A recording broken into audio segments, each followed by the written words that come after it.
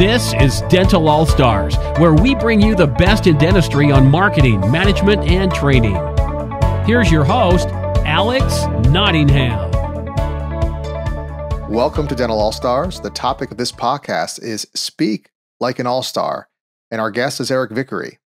Eric is a president of coaching at All-Star Dental Academy. He is also a podcast host of Dental All-Stars, a Maxwell Team certified coach, professional speaker, case acceptance trainer, and high-performance coach. Please welcome Eric.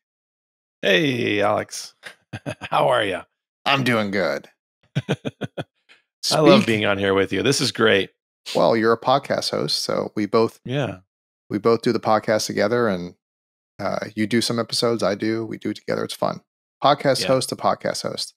And this is a form of speaking. Let's talk about speaking and all the different realms of speaking.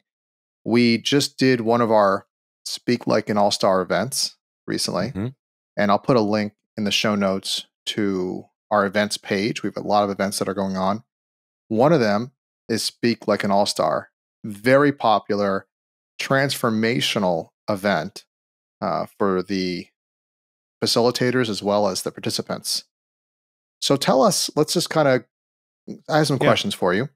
Sure. Tell us a little bit about, well, actually, let's talk about speaking in general, why it's important.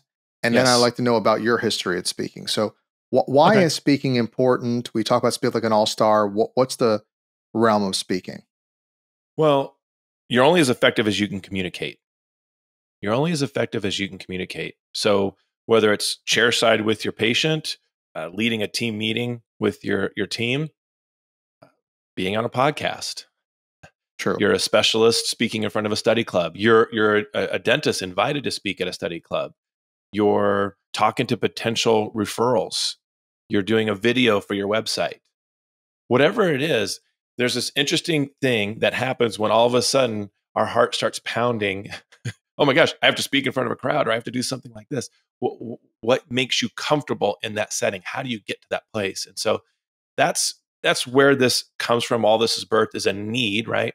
There's a need for us to be better communicators. And what better way than to speak in front of a group of your peers and do an intensive like what we train people on. And we didn't just train dentists, we trained coaches, sponsors, vendors at our program and everything. And so my speaking background is I'm on my 22nd year of speaking in front of crowds, right? Speaking in front of an audience.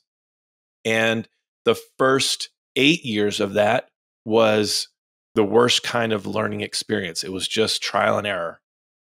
And finally, about 8 years into it, somebody was smart enough to say, hey, do this. And a group of us did some speakers training. I went through that. It was a 2-day intensive. It was amazing. Totally changed my presence, my confidence, my delivery, and my results. And then I took that over the years and added other things to it, tweaked it. I did John Maxwell's speaking certification program and loved that. Tons of great, they're like speaking hacks, things that you don't realize the speaker's doing while they're doing it. And so the biggest thing I would say I finally learned is it's actually the number one thing to be focused on is not the content. The number one focus to be on is the delivery. So your content, if you're worried about your content and what you're going to say, it's a distraction from how you're actually delivering it. So I just used a speaking skills technique in that delivery. So those that have been to the Speak Like an All-Star would have heard a change in my dynamic, a change in the pace, a change in my tempo, and probably, if I'm really good at it, a pause at the end. Right. Simple things like that. Yeah. And why do people avoid public speaking? What? I can't remember. Is it number one or number two biggest hold fear? on. What is it? There's a quote about public speaking. I'm looking up right now. I wanted to tell you. Look it up. Seinfeld. He says, all right, this is a great joke here. He goes, according to most studies, people's number one fear is public speaking. Number two is death. Death is number two. Does that sound right? This means to the average person, if you go to a funeral, you're better off in the casket than doing the eulogy. Yeah.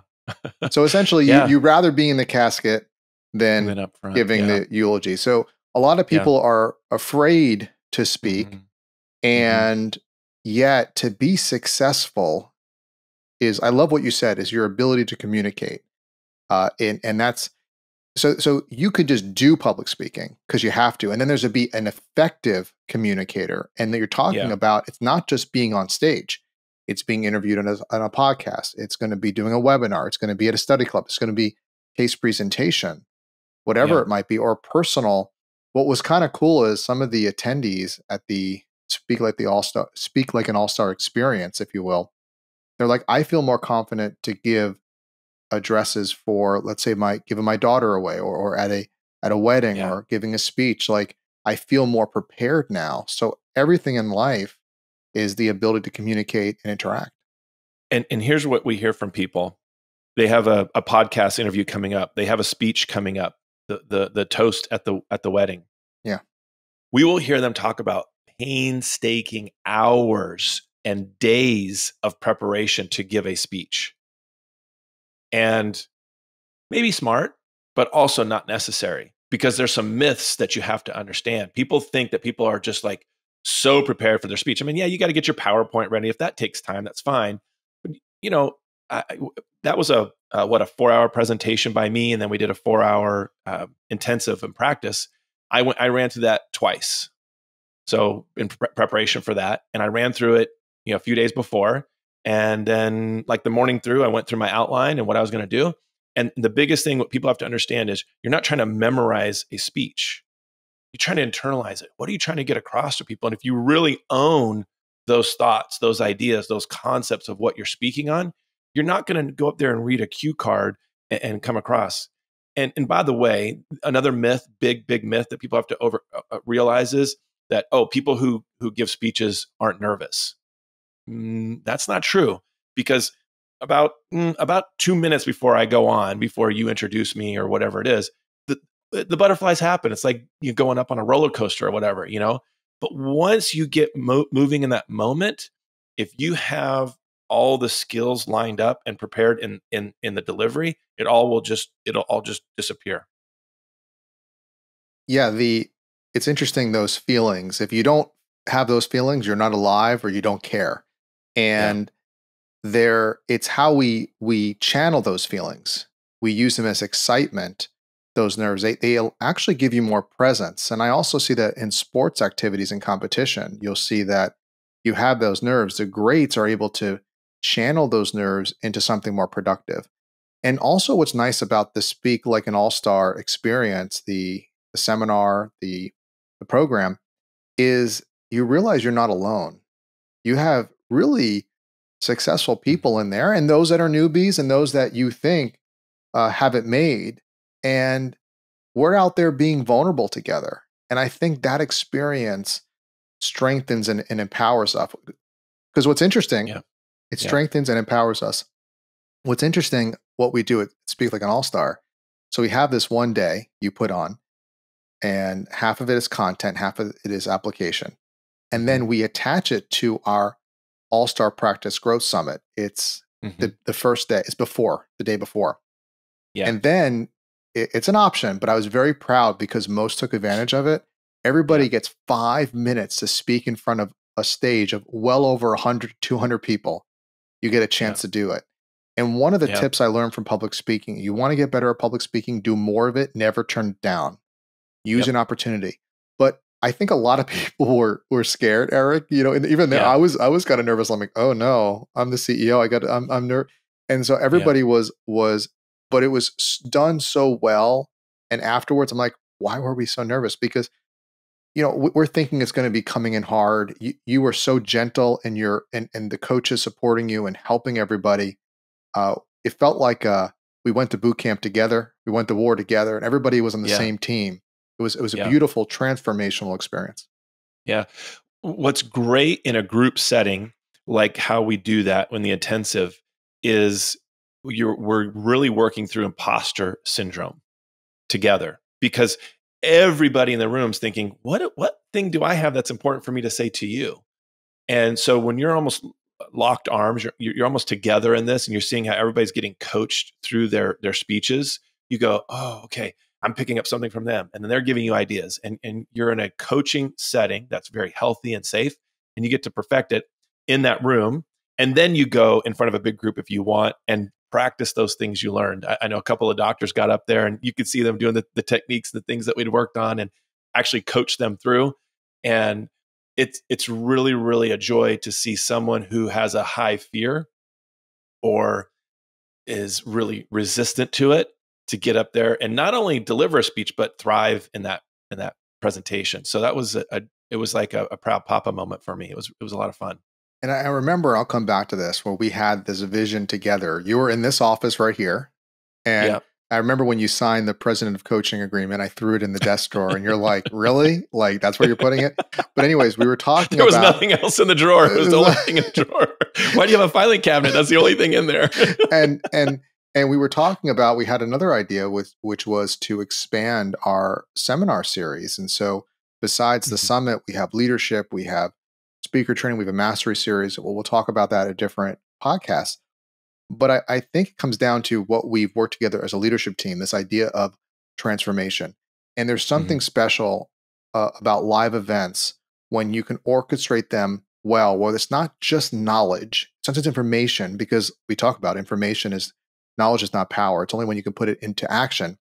That's and right. You have those bonding experiences that you can't get when you're not together or you're not in a community. And so that's what I'm really excited about that. So why do people, I don't know if I asked you this, but why do people avoid public speaking? And are there some that are just natural at it? So I don't know that a whole individual is just natural at all aspects of public speaking, but you might have pieces of that public speaking that you're natural at. I'm naturally gifted in using my hands when I talk. Even on the podcast, I'm using my hands. That is a gesture. But some people are natural storytellers. Some people have nervous movement, and it becomes a distraction, and so you have to work on that, even though they're good at other things. So, yeah, I don't know that anybody's just a natural public speaker. Maybe there are. Maybe people are just born with it. But this is not like, hey, I'm going to go read from a teleprompter. That's not what we're doing here. We're not memorizing a presentation. We're internalizing a message. And how you deliver that message, it's not about you. It's about the people receiving it. So this was born out of us having sponsors at our seminars and them getting up and giving speeches after us giving a speech. And when we want that person to be successful when they're up there, and when they give their presentation for 5, 10, or 15 minutes, whatever it is, and the audience vibe just goes way down, because now you're pitching me something, you're selling me something, and you don't speak like this person that was just on stage. It is a big shift in momentum. And so we said, look, if we're going to have people who are going to present in the middle of our seminars, we can't have them bring in that room vibe down. They need to help maintain the level of presentation that we give. So one of our sponsors came out, and Natalie, and she did a rock star, an all-star job at presenting. And the day before, I hope she doesn't mind me saying this, the day before, there was leaps and bounds difference. I mean, she was good, but then she was great. And so what that does for us selfishly is now we've got a program, a seminar, an event that helps maintain a very high level of communication and interaction with the audience. And that's what that sponsor or vendor wants anyway. And then it was then birthed into, hey, we've also got dentists, leaders, business owners, coaches who rely on their communication skills. They need to have this too, because every time I do a presentation here, while I'm talking with you, I'm using those same skills. Well, and what was marvelous, it's so funny how you see the genesis of how these programs are created. But then the dentists were in, we had one team member come. That's right. And one then office manager. The dentists were kicking themselves saying, I wish I brought more team members, because it was amazing. Think about when and look, we have dentists out there that are like, why would I don't want to spend money on my team. I spend money on me. But when you spend on your team, and there are others that believe in that, what you're investing in, you're changing their lives. I have so many team members that will come to me and just say I'm so grateful my doctor has invested in me. And it builds their loyalty. It helps retention now where retention is difficult. And the team member will become more efficient, more effective, more confident in everything they do, talking to patients. Because listen, if you can public speak and you can effectively communicate, that's what you said. This is about effective communication, phone skills, case presentation, the patient experience. No, the way you deliver the message is a change. That team member is now more bonded to that office than ever before. She is so much more committed to the longevity of that practice than ever before, because, and Gallup does these studies, and Robin talks about them often, but lack of engagement, 34% of people believe there's lack of engagement. Lack of engagement means I'm one step out. You're going to be doing an exit interview soon instead of the stay interview like Robin talks about. So I've just witnessed this with her since then, just way more interactive, way more engaged, even with me as the coach of that office.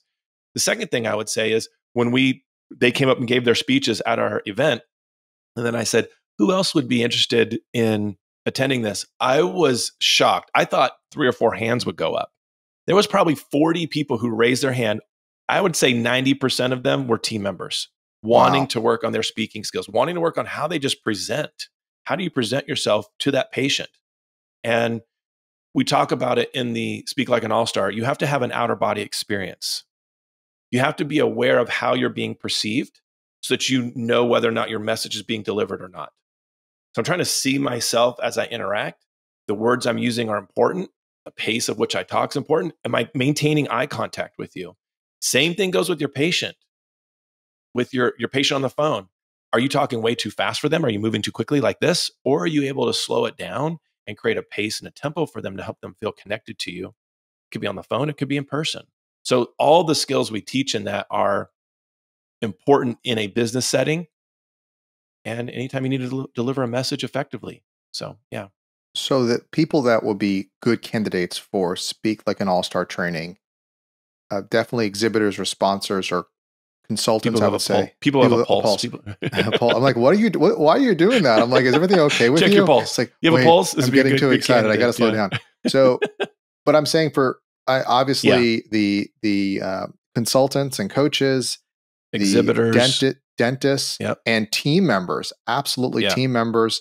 And this wasn't dental specific. Anybody can benefit from this. It's just that our audience happens to be dental. And I'll put a link in the show notes to our website, allstardentalacademy.com/events. And there you'll see all of our events for the next 12, 18 months, one of them being speaker training. And I would say, if you're interested, definitely check it out on the website. And then you can also talk with Eric or Shelly, who helps run the event process, because we also have payment plans as well to help people to make those investments. Because, man, to change people's lives. I mean, that's kind of our mission, transformation of people's lives. Transformation. And it's amazing when you see those team members and how much they enjoy these activities. Look, you're going to have team members, they don't want to do anything. They don't want to invest in themselves, but you're also, it's all return on investment, right? At the end of the day, is you invest in these people, and return on investment is not just financial. There's more energy in the office. I talked about return on energy, that your entire office is more energized, your people more energized, they're working around the brand. Because part of what we teach is we're not just modeling other dental offices. We're modeling the best in business. What is Google doing?